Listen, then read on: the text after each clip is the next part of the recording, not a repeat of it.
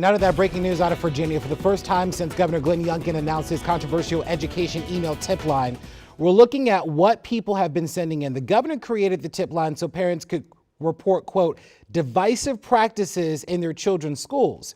WSA 9 tried to get copies of these messages earlier this year, but the governor denied our request. That is until this week. Our Matthew Torres joining us in studio right now. Matthew, we understand that you've been sifting through really hundreds of documents. You and Stephanie Wilson, who's our senior producer here.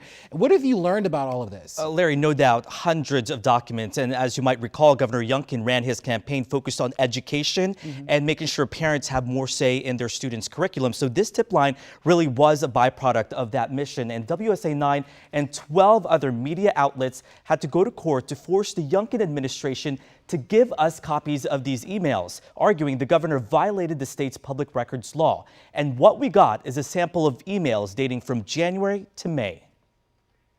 350 documents obtained by WUSA 9. Messages sent to Governor Glenn Youngkin's controversial tip line, helpeducation@governor.virginia.gov. Youngkin asking parents to send reports and observations about, quote, divisive practices within schools for his team to, quote, root out. Things like critical race theory, a subject that's never been taught in Virginia classrooms. Critics say the tip line placed a target on teachers already under stress. It's a way for people to tattle on teachers when teachers are basically doing their job.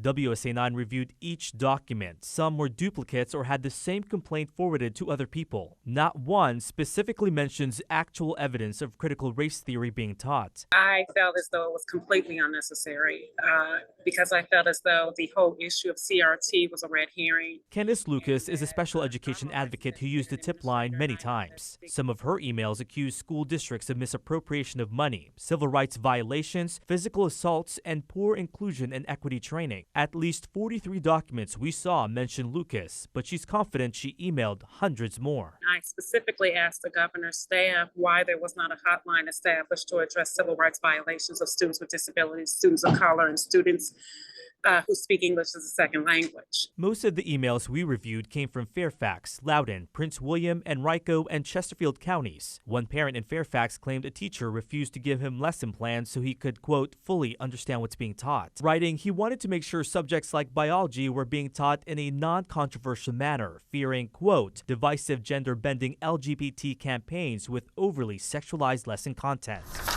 Another email from a Fairfax parent says he wanted his child to opt out of online tutoring, angry how this child could chat with a tutor via text. He wrote, this seems just like another potential path for unknown perverts to gain one-on-one access to our children.